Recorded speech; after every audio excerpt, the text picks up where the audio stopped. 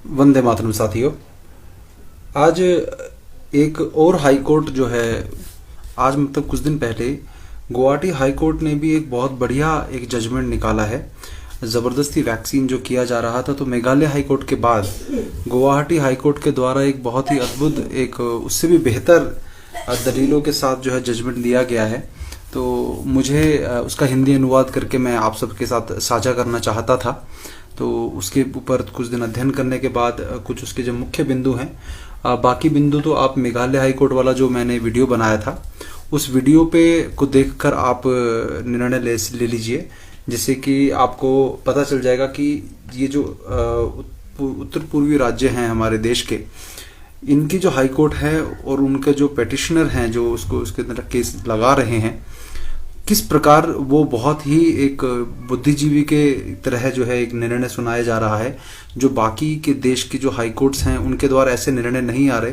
ये बहुत एक सुखद बात है कि वहाँ के लोग निडर होकर जो हैं, वहाँ के जो जज हैं वो निडर होकर इस प्रकार के निर्णय दे रहे हैं।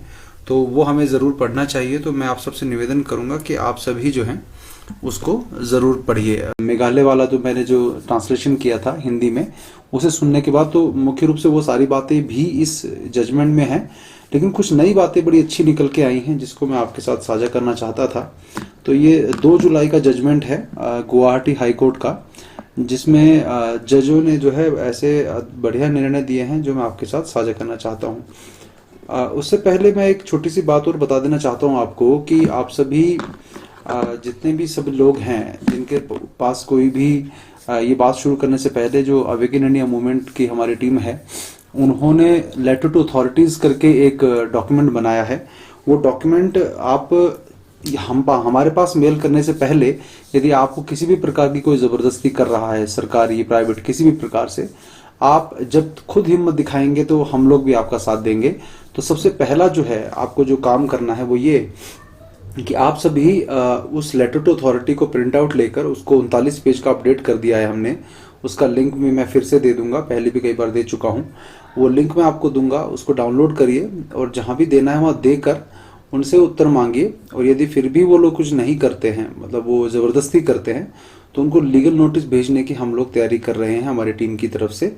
तो जो इंडियन बार एसोसिएशन है उन सब के द्वारा जो है ये इन सबको भेजा जा रहा है। अभी टीसीएस को भी हमने, जो टाटा कंसल्टेंसी सर्विसेज है, उसको भी गया है नोटिस। अभी इंडियन रेलवेज को भी जाने वाला है। डिपार्टमेंट ऑफ पोस्ट जो है उसने अपना वैक्सीनेशन ज़बरदस्ती करवाने का निर्णय वापस ले लिया है। टीसीएस भी ऐसा कर चुका है। तो ये आप जो लोगों को जब एक सही प्रकार से हम डेटा प्रेजेंट करते हैं तो वो सभी जो है झुकते हैं, क्योंकि उन्हें पता है कि जो ये काम हो रहा है वो इलीगल काम हो रहा है, भारतीय संविधान के बिल्कुल विरुद्ध काम हो रहा है। तो ये आप सबको ध्यान रखना है। इसीलिए मैं जो ये लेटर टू अथॉरिटीज़ है इसका लिंक मैं फिर से दे दूंगा।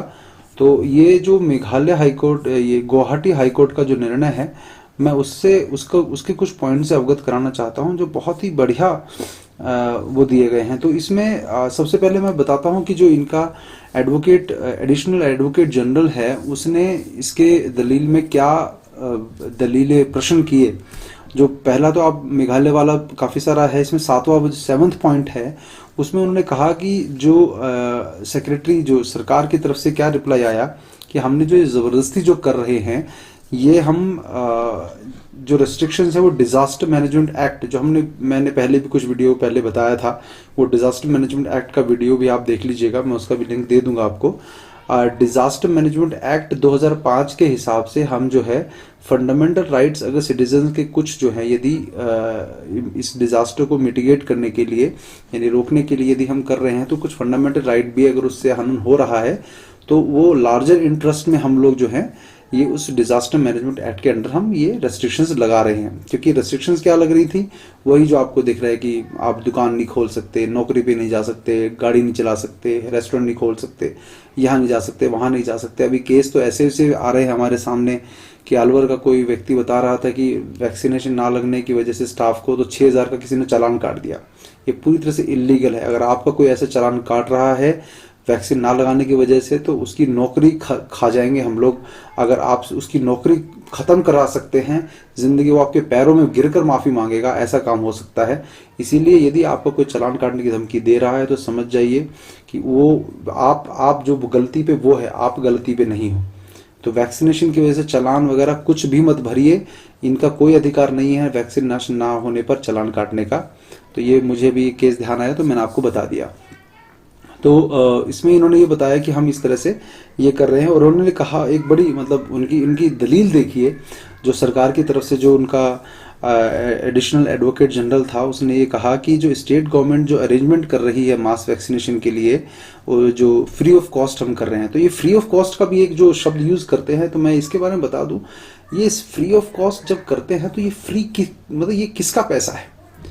ये जैसे किसी भेड़ की ऊन निकाल कर उसका आप कंबल बना के उसी भेड़ को फ्री में बांट दो, और फिर बोलो हमने तो तेरे को फ्री कंबल बांटा है, तो उस भेड़ को ये रियलाइज नहीं हो रहा कि ये मेरी ही ऊन से बना हुआ कंबल है।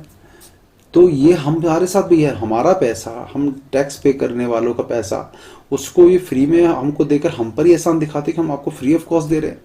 मैं अभी देख रहा था कि बड़े बड़े जो है पोस्टर जो है, यहाँ में आया हुआ था हिमाचल में, तो यहाँ पर मैंने बड़े बड़े पोस्टर देखे मैंने, जहाँ पर धन्यवाद, आपस में धन्यवाद वाला काम चल रहा है।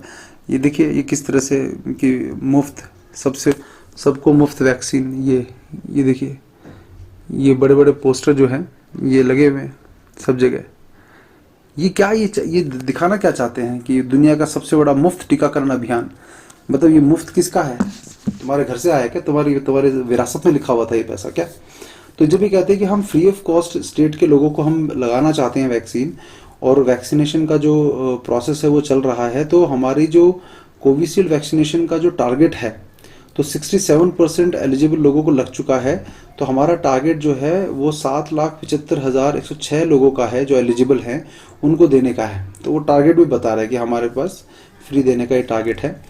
और इसके बाद ये कहता है कि हाँ, ये कहते हैं कि बड़े मतलब ज़्यादा लार्जर पब्लिक इंटरेस्ट में जो है, जो लोगों की भलाई के लिए हमने रिस्ट्रिक्शंस लगाए हैं, तो इसलिए। तो अब देखिए इसके बाद जज ने कितने बढ़िया इसके इनकी धज्जियाँ उड़ाई हैं एक तरह से, मैं यदि बोलूँ कि क्या उत्तर दिया उन्होंने कि डिजास्टर मैनेजमेंट एक्ट के अंदर जो आप रेस्ट्रिक्शंस लगा रहे हो, वो आर्टिकल 19 जो है कॉन्स्टिट्यूशन का, जिसमें आपकी right to life, right to liberty, ये सब जो है आपकी फ्रीडम जो है, उसका यदि हनन हो रहा है तो वो रीजनेबल रिस्ट्रिक्शंस नहीं मानी जाएंगी। वो जो प्रतिबंध लग रहे हैं वो रीजनेबल नहीं माने जाएंगे। और इसके बाद जो इन्होंने कहा कि जो आप वैक्सीनेटेड और अनवैक्सीनेटेड के बीच में जो भेदभाव चल रहा है, डिस्क्रिमिनेशन चल रहा है, ये आर्टिकल 14 जो है भारतीय संविधान का, उसका वायलेशन है, उसका उल्लंघन करता है। वो आगे भी ये कहता है कि रेस्ट्रिक्शन जो लगे हैं वैक्सीनेशन और अनवैक्सीनेटेड के बीच में, वो 3 जो क्लॉज ऊपर बताए इन्होंने, 3 जो एडवोकेट सरकार की तरफ से कोर्ट में जमा किया गया, कहते ये तीनों जो क्लॉज आपने बताए, तो ये तीनों की तीनों फंडामेंटल राइट जो है, मूलभूत सिद्धांत जो हैं जीवन के, जीविका कमाने के, ये उन सबको जो है वो उल्लंघन करता है। तो इसको या तो मॉडिफाई किया जाए या साइड किया जाए, ये क्लॉज हटाने पड़ेंगे आपको। ये साफ साफ इन्होंने लिखा है इसके अंदर। तो उसके अंदर एक और चीज इन्होंने लिखी कि ये आपको हटाना पड़ेगा क्योंकि वैक्सीनेटेड और अनवैक्सीनेटेड के बीच में जो भेद आप कर रहे हो, ये बड़ा अच्छा इन्होंने, एक मिनट होल्ड करिएगा। हाँ, इन्होंने लिखा कि आपके एक क्लॉज 5 के अनुसार एसओपी जो 29 जून 2021 को आपने की, उसमें एक क्लॉज डाला है आपने कि बिना वैक्सीन लिया हुआ व्यक्ति, अनवैक्सीनेटेड जो पर्सन है, वो अपने घर से नहीं निकल सकता। वहीं वैक्सीनेटेड जो है व्यक्ति है, जिसको पहली डोज लग चुकी है, वो निकल सकता है। तो ये सबमिशन जो आपने दिया है, इसका मतलब ये क्लियरली शो कर रहा है कि 33% जो है टारगेट अभी भी अचीव करना बाकी है। अब ये देखिए उन्हीं की बातों को कैसे ज़बरदस्त तरीके से इन्होंने जो है उसको धज्जे उड़ाते हुए यूज़ किया कि जब आप कह रहे हो कि 33% और जो टारगेट है अभी बचा है आपका, तो क्या 33% जो टारगेट आप पूरा नहीं कर पा रहे हो आपके अनुसार, तो वो बेचारे 33% जब तक आप टारगेट नहीं पूरा कर पा रहे, यदि आप ढीले चल रहे हो, धीमे चल रहे हो, तो तब तक वो अपनी जीविका ना कमाए। ये कितना बढ़िया, मतलब वो ये कह नहीं रहे कि ये आपको करना है, लेकिन अगर आप टारगेट पूरा करने की बात कर रहे हो, तो जब तक आपका टारगेट 100% नहीं पूरा हो जाता है, तब तक वो बेचारे क्या करेंगे।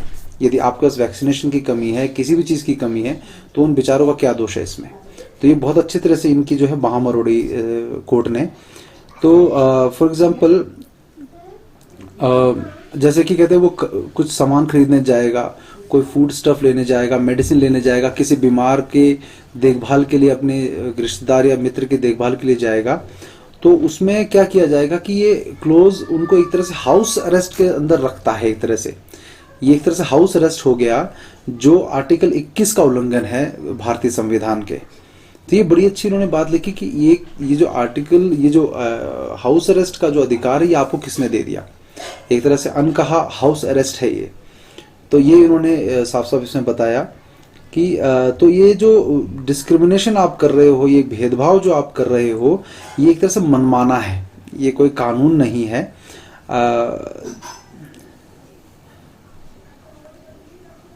तो ये जो भेदभाव के कारण जो है आपका जो क्लॉज है, इसको हम मनमाना मानेंगे, ये आपकी मनमानी कर रहे हो आप। ये इसमें साफ साफ clause 5(2) is arbitrary. So arbitrary means कि मनमाना आप काम कुछ कर रहे हो। तो एसओपी जो है जब आप कह रहे, फिर उन्होंने एक बड़ा और बढ़िया पॉइंट निकाला। इसलिए मैं कह रहा हूँ कि मेघालय जो है, मेघालय का जो जजमेंट है, उसमें जो बातें थी वो बड़ी मोटी मोटी बातें थी, गहरी बातें थी, लेकिन इसमें जिस तरह से इन्होंने एक एक बात को पकड़ के उनके कान मरोड़े हैं सरकार के, वो बड़ा देखने लायक, सुनने लायक बात है।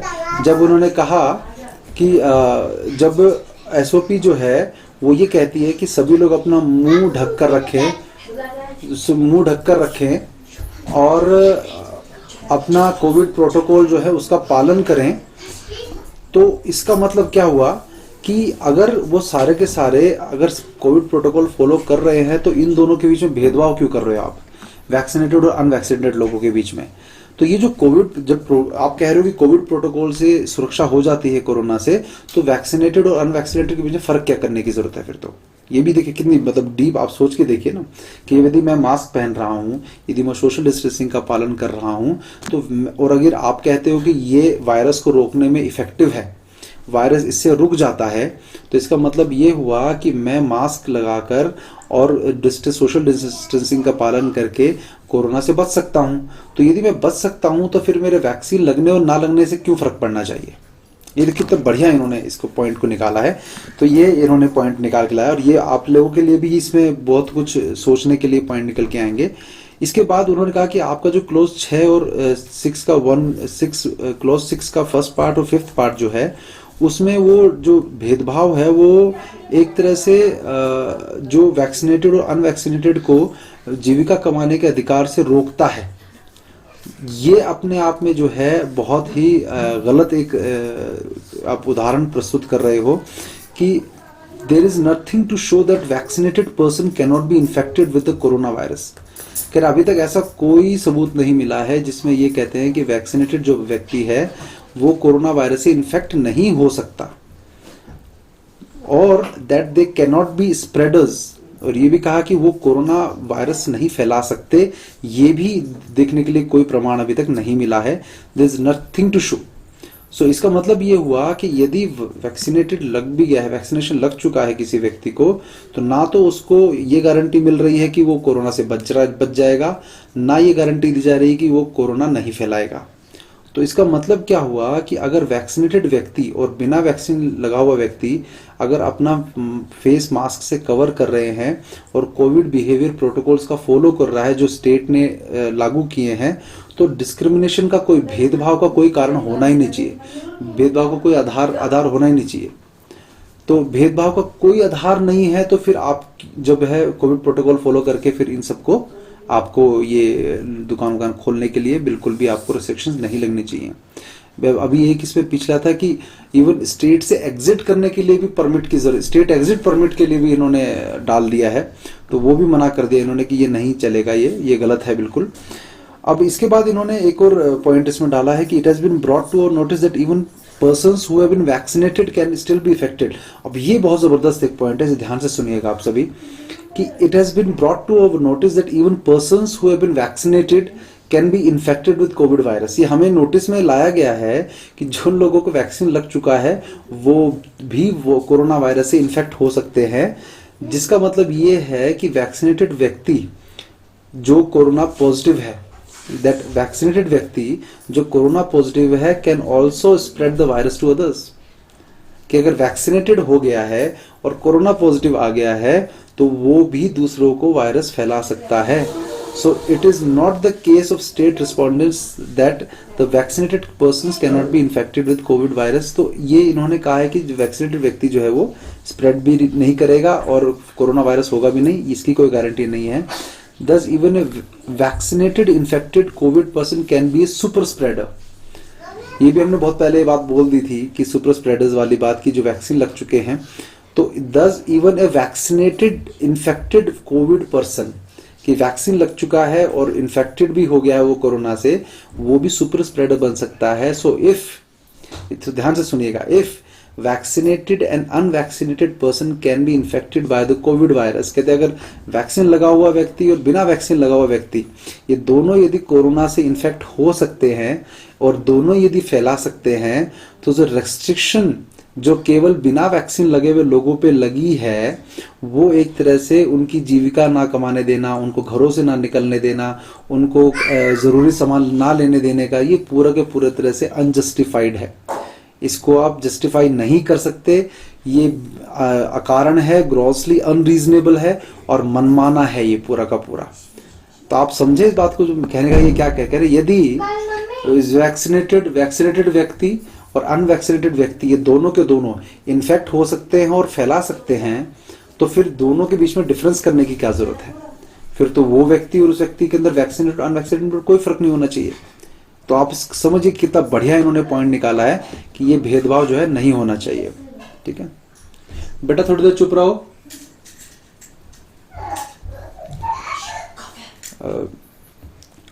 द सबमिशन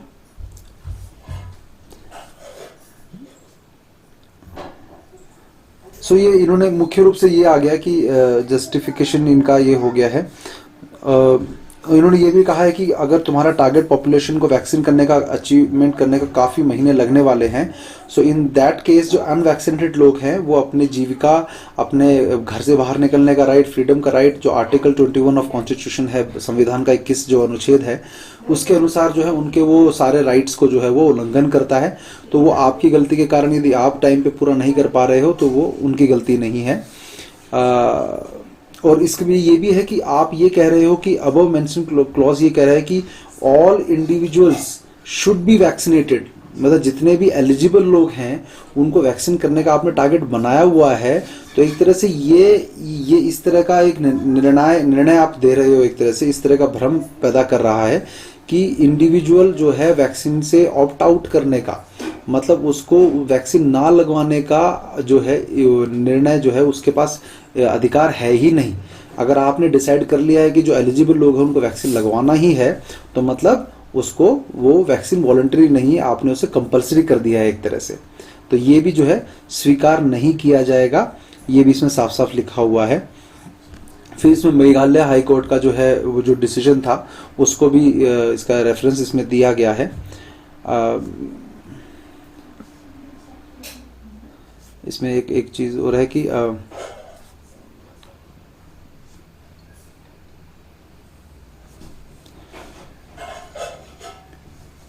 so इसमें the fact that the state government has not achieved its target, ये cannot debar unvaccinated person from being employed in shops की ड्राइविंग कमर्शियल और पब्लिक ट्रांसपोर्ट व्हीकल्स या शॉप पे एम्प्लॉय के रूप में रखने में, इन सब के लिए आप जो है वो रोक नहीं लगा सकते हो, ये इन्होंने साफ साफ इसमें बोला है। अब with regard of contention learned, ये इन्होंने कहा जो आप डिजास्टर मैनेजमेंट एक्ट की बात कर रहे हो, फिर उन्होंने अच्छा इन्होंने पॉइंट निकाला कि आप ये कह रहे हो कि फंडामेंटल राइट्स जो हैं सिटीजन्स के, नागरिकों के, हम उनको कर्टेल कर सकते हैं, हम उनके ऊपर रोक लगा सकते हैं अंडर डिजास्टर मैनेजमेंट एक्ट।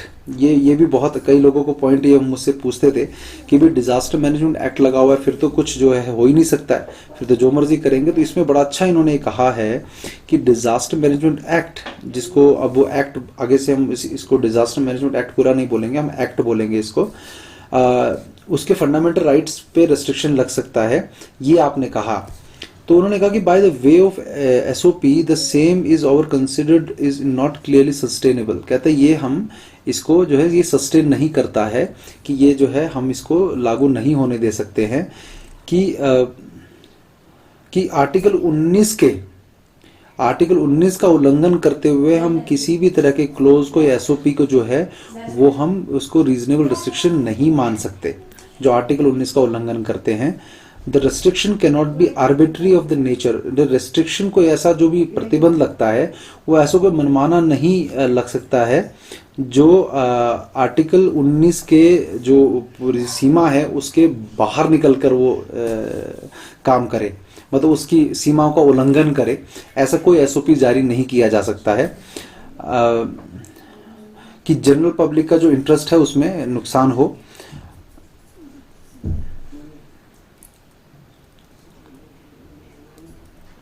तो और उन्होंने एक बहुत बढ़िया एक स्ट्रॉन्ग एक सेंटेंस इसमें लिखा है, जिसमें लिखा है कि the requirement of article 19 of the constitution is that the restriction की 19 जो अनुच्छेद 19 है हमारा, आर्टिकल 19 है उसके जो संविधान का, उसके अनुसार रेस्ट्रिक्शन एक लॉ की फॉर्म में, लॉ के रूप में लगाने का अधिकार है आपको, not by the way of an executive instruction.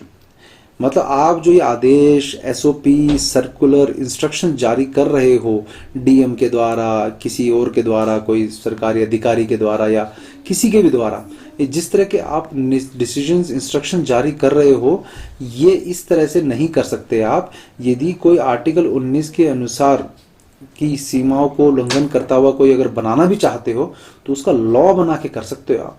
तो लॉ अभी तक नहीं बना है इसका, तो ये लॉ नहीं है, इसीलिए आप लोग इस तरह के इंस्ट्रक्शंस जारी नहीं कर सकते हो। तो ये बहुत अच्छा इन्होंने पॉइंट दिया है। तो आपके लिए किसी पढ़े लिखों से भिड़ने के लिए बहुत अच्छे अच्छे पॉइंट्स इसमें आए हैं, जिनको मैं आपका हिंदी अनुवाद करके मैं बताने का प्रयास कर रहा हूँ। कोई छोटा मोटा अगर गलती हो जाए तो क्षमा करिएगा, लेकिन मैं उसका जो भाव है, मूल वो कहना क्या चाहते हैं, मैं उन बातों का एक ट्रांसलेशन करना चाहता हूँ। क्योंकि लीगल भाषा का ट्रांसलेशन शब्दशः अक्षरशः बिल्कुल 100% परफेक्ट मैं भी नहीं कर सकता, लेकिन मेरा प्रयास मैं करने का प्रयास कर रहा हूँ जिससे आप सभी तक वो बात पहुँच जाए। क्योंकि ज़्यादातर अंग्रेजी में होता है, ये दुर्भाग्य हमारा कि हमारे देश के ज़्यादातर निर्णय अंग्रेजी में आ रहे हैं, लेकिन अंग्रेजी भाषा के तौर पे जो है यदि हम उसको समझ पाएँ, और जिन लोगों को नहीं समझ पा रहे हैं मैं उनके लिए ये करने की प्रयास कर रहा हूँ। There is nothing discernible to show that the act has been made imposing in it. तो इन्होंने कहा है कि ये जो एसओपी सारी हैं ये एक तरह से एग्जीक्यूटिव इंस्ट्रक्शंस हैं, जिनको सेक्शन 22 और सेक्शन 24 जो है, जो एक्ट का मतलब डिजास्टर मैनेजमेंट एक्ट का जो सेक्शन है उसके अनुसार इंस्ट्रक्शंस दिए गए हैं। It is not a law, ठीक है ना, ये कानून नहीं है। तो ये दोबारा से इस बात को साफ और स्पष्ट तरीके से बता रहे हैं कि जो एक्ट है उसके अंदर जो सेक्शन 22 और 24 है वो only provides for the functions and powers of state executive committee in the event of threatening disaster situation. तो ये कोई थ्रेटनिंग डिजास्टर की सिचुएशन और उसके तहत ही वो स्टेट एग्जीक्यूटिव कमिटी को ये पावर्स जो है वो देता है। It does not give any power to the state executive committee to issue instructions discriminating people with regard to the right to liberty. वो कहते हैं कि आपको किसी डिजास्टर के कारण जो है, किसी इवेंट ऐसा है, कोई डिजास्टर है या कोई सिचुएशन है, उसके लिए ऑर्डर को जारी करने की रेस्ट्रिक्शन थोड़ी बहुत लगाने की पावर देता है, लेकिन ये आपको ऐसी पावर बिल्कुल नहीं देता जिसके अंदर आप किसी व्यक्ति के लिबर्टी जो है, स्वतंत्रता को, जीविका को और जीवन को जो है वो आप प्रभावित करो या उसके भेदभाव उसमें करवाने दो, और जिससे कि उनके मूलभूत सिद्धांतों का हनन हो जो संविधान के द्वारा जिनकी प्रोटेक्शन की जाती है। तो ये इसमें साफ साफ बात बोली गई है। तो ये एसओपी जो इन्होंने कहा कि आपने डाली है, जिसमें ये कहा है कि शॉप्स और स्टोर नहीं खुलेंगे, ये खुलेंगे, इसमें और एक बड़ा अच्छा पॉइंट उन्होंने लिखा है। तो देखिए एक छोटी सी बात को कितने बढ़िया तरीके से प्रेजेंट कर देते हैं लीगल लैंग्वेज में। तो जब अच्छे लोग आ जाते हैं अच्छे काम में, लीगल में अगर फंसाना चाहें तो ये बुरी तरह फंसा सकते हैं, लेकिन जब उसमें से लूप होल निकल के आते हैं तो बहुत अच्छे अच्छे निकल के आते हैं। इन्होंने कहा कि शॉप खोलना, ट्रांसपोर्ट केमिकल, कमर्शियल व्हीकल वगैरह सब चलाने के लिए वो सब मास्क लगाएंगे, सारे कोविड प्रॉपर जो प्रोटोकॉल है वो फॉलो करेंगे। सो अगर एक बिना वैक्सीन लगा हुआ व्यक्ति यदि सेम नियमों को पालन करता है तो कोई डिफरेंस नहीं लगेगा। सो किसमें, वैक्सीनेटेड और अनवैक्सीनेटेड व्यक्ति के काम में। मतलब वो कह रहे कि वैक्सीन लगाए हुए व्यक्ति और बिना वैक्सीन लगाए हुए व्यक्ति यदि मास्क पहन ले और प्रोटोकॉल को फॉलो करे तो उनके काम में किसी प्रकार की एफिशिएंसी या मतलब काम करने के तरीके में कोई अंतर नहीं आने वाला। तो इस तरह की रिस्ट्रिक्शन जो वैक्सीन और बिना वैक्सीन वालों पे लगा रहे हो, ये भी पूरी तरह से मनमाना और वो है वो अनरीजनेबल है, इसको जस्टिफाई नहीं किया जा सकता, ये भी साफ साफ इन्होंने बोला। और तो उन्होंने कहा कि ये जो इन्होंने फिर एंड में डिसीजन ये दिया कि in the view of the reasons stated above, ये जो ऊपर हमने कारण दिए, वो दलीलें पूरी दी, जज ने बताया, हम जितने भी रिस्ट्रिक्शंस आपने जो ऊपर क्लॉज बताए, क्लॉज 5, 6, 7, इसमें जितने भी लगाए उन सबको हम क्या करते हैं, होल्ड पे रखते हैं, इनको होल्ड किया जाता है, रिस्ट्रिक्शंस को ये लागू नहीं होंगी, और इसका पूरा का पूरा निर्णय उसमें दिया गया है। तो ये बहुत बढ़िया इन्होंने एक हमारे लिए जो है ये हाई कोर्ट का जो निर्णय आया है, इस हाई कोर्ट के निर्णय की पीडीएफ यदि किसी को चाहिए होगी मैं थोड़ी देर में लिंक दे दूंगा, अभी लाइव चल रहा है इसलिए नहीं दे पाऊंगा। तो आप समझिए कि जो हमारी अवेकन इंडिया मूवमेंट की टीम है और जो लीगल के लिए जो अच्छे अच्छे लोग इस देश में हैं वो बहुत अच्छे अच्छे काम कर रहे हैं। बस फ़र्क ये है कि हम लोग जो हैं उनका साथ दें, क्योंकि बहुत सारे लोग अब इस जुगत में लग गए हैं कि इनको देश विरोधी घोषित करना है। क्योंकि एक फिल्म आने वाली थी नंबी नारायण ऐसे कुछ करके, उसमें एक डायलॉग होता है, वो कहते हैं कि यदि किसी व्यक्ति को का जीवन बर्बाद करना हो तो उसको कुछ मत साबित करो, उसको देशद्रोही साबित कर दो, वो उसका जीवन अपने आप बर्बाद हो जाएगा। तो मैं साथियों आप सब से ये कहूँगा कि अवेकन इंडिया मूवमेंट हो या कोई और हो, ऐसे बहुत सारे लोग हैं जो इस समय आपसी मतलब इंटरनली मतलब हमारे जो राष्ट्र को समर्पित लोग हैं वही आपस में टांग खिंचाई उन्होंने शुरू कर दी है। तो ये जो लड़ाई हम लड़ रहे हैं, ये मैं आपको बताता हूँ कि इसमें हर कोई परफेक्ट नहीं होता, कुछ गलतियाँ पहले किसी से हुई होंगी, नहीं हुई होंगी, लेकिन यदि कोई व्यक्ति राष्ट्र के लिए इस समय समर्पित होकर कार्य कर रहा है तो मैं आप सभी से निवेदन करता हूं कि कम से कम आप उसका समर्थन ना करें तो विरोध भी ना करें बिना सोचे समझे। केवल यूट्यूब से किसी ने कुछ आरोप लगा दिया, क्योंकि बहुत सारे ऐसे लोग हैं जिनका हमारा मन करता है कि हम उनको मुंह तोड़ जवाब दें, जो हमारे ऊपर आरोप लगाते हैं। कोई हमें किसी दूसरे देश का एजेंट बताता है, कोई हमें चीनी एजेंट बता रहा है, कोई कहता है कि आप यहाँ से फंडिंग ले रहे हो, कोई वहाँ से फंडिंग ले रहे हो। मुझे तो समझ में नहीं आता है कि ये लोग जो आरोप लगाते हैं इनका उत्तर दें। तो ये इनका खुद का प्रचार इनको यदि करना है तो हमारे पर कीचड़ उछाल कर ये सोचते हैं कि हम इनको किसी वीडियो में नाम ले लें, कि इनका भी कुछ नाम हो जाए कि ये कौन व्यक्ति है जिसका नाम वीरेंद्र भाई ने लिया या अवेकन इंडिया मूवमेंट की टीम ने ले लिया। तो यदि ये लोग चाहते हैं कि हम पर कीचड़ उछाल कर या अपना नाम चमकाना चाहते हैं तो भाई मैं आपको मतलब आपके ऊपर दया दृष्टि ही ईश्वर करे, ऐसा मैं करता हूँ। क्योंकि अभी हमारे पास बिल्कुल समय नहीं है, दिन रात जो है PIL फाइल करने का हमारी टीम लगी रहती है। हम लोग अध्ययन करके ये हिंदी अनुवाद करना, एग्रीमेंट्स पढ़ना, ये जजमेंट्स पढ़ना और ना जाने क्या क्या जो है हम अध्ययन करते रहते हैं। तो आप सबसे निवेदन करते हैं कि इसमें कम से कम यदि समर्थन जो हम कहते हैं कि भाई कुछ कंट्रीब्यूशन आप दीजिए मासिक वगैरह, वो सब ये नहीं दे सकते मत दो, हमें नहीं चाहिए, कोई बात नहीं, काम फिर भी चल जाएगा हमारा, लेकिन कम से कम ये टांग खिंचाई मत करो। क्योंकि ये दुख देती है कि अभी जिन लोगों से हमारी एक तरह से ये चल रहा है लड़ाई, एक तरह से षड्यंत्र के खिलाफ, वो लोग तो अभी हमारे पे कोई एक्शन नहीं ले रहे, लेकिन अपने लोग जो हैं जब खींचातानी करते हैं तो आप मुझे समझ में नहीं आता कि उसके साथ अभी कैसे डील किया जाए। क्योंकि मेरी व्यक्तिगत नेचर ऐसी है कि मैं धज्जियाँ उड़ा देता हूँ। मैं अगर कोई गलत व्यक्ति होता है, प्रदीप दीक्षित को नहीं छोड़ा जब उसने गलत किया ट्रेडमार्क लेकर, जो गलत होगा उसके धज्जियाँ हम जरूर उड़ाएंगे। लेकिन हम कहते हैं कि हर चीज़ का समय होता है। इस समय हमारे लिए बहुत महत्वपूर्ण है कि इस षड्यंत्र से इस देश के लोगों को जागरूक करें। बचा पाएंगे नहीं बचा पाएंगे वो नहीं, बात अलग है, लेकिन हम चाहते हैं इस षड्यंत्र से किसी तरह से हम लोग कम से कम लोगों को जो है वो प्रभावित होने दें। क्योंकि अभी कुछ दिन पहले एक व्यक्ति से बात हो रही थी, वो बोलते कि हम आप लोग जो है ध्यान भटका रहे हो। उस व्यक्ति का नाम नहीं लेना चाहता मैं, बहुत ज्ञानी है व्यक्ति वो, और लेकिन उसका ज्ञान जो है उसी के विरुद्ध जा रहा है, नाम नहीं लूँगा मैं। वो व्यक्ति ये कहता है कि आप लोगों ने कुछ दिन जो है ये सारा ध्यान लॉकडाउन का विरोध होने पे होना चाहिए था, लेकिन आप लोग जो है कोरोना बीमारी ही नहीं है या नहीं, इस पर लोगों का ध्यान डाइवर्ट कर दिया। तो मैंने उसको बोला कि आप इसको षड्यंत्र समझते हो या नहीं समझते हो। तो उन्होंने कहा कि नहीं, मैं ये तो गोल मोल जवाब देने लगे। मैंने कहा आप कहते लोग तो मरे हैं ना इतने। मैं कहा देखो बात सुनो, मीडिया के द्वारा जो पूरा का पूरा भ्रम जाल फैलाया गया पूरा का पूरा, उस मीडिया के डर के कारण बहुत सारे लोग जो है वो हॉस्पिटल की तरफ भागे, अपने बच्चों को इन्फेक्ट ना होने दे। कि थोड़ा बुखार होते ही उनको लगा कि हमें ये प्रॉब्लम हो गई है, हॉस्पिटल की तरफ भागे। तो हॉस्पिटल की तरफ भगाने के लिए प्रेरित कर दिया मीडिया की सहायता से सरकार ने।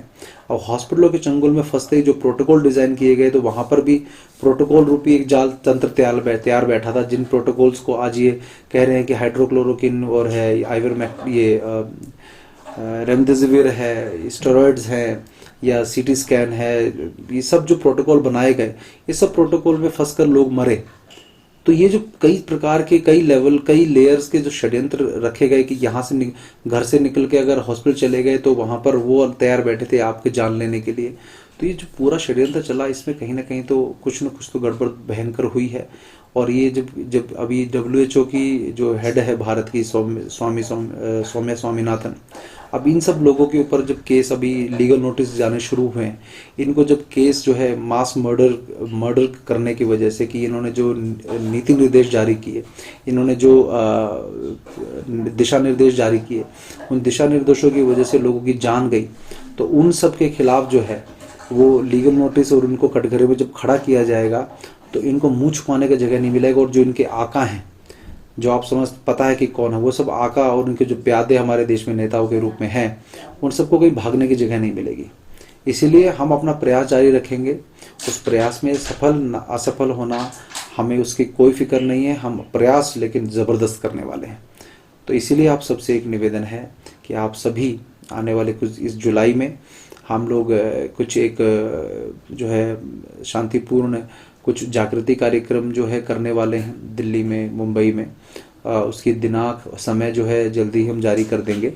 आप सभी वहाँ पर आइए, बड़ी संख्या में आइए, परिवारों को लेकर आइए, अपने बच्चों को, पत्नियों को लेकर आइए, जिससे कि वहाँ पर किसी प्रकार का कोई ऐसा ना लगे कि हम कोई सरकार विरोधी कार्य कर रहे हैं, हम एक जागृति का कार्य कर रहे हैं। तो आपस में परिचय होना ज़रूरी है।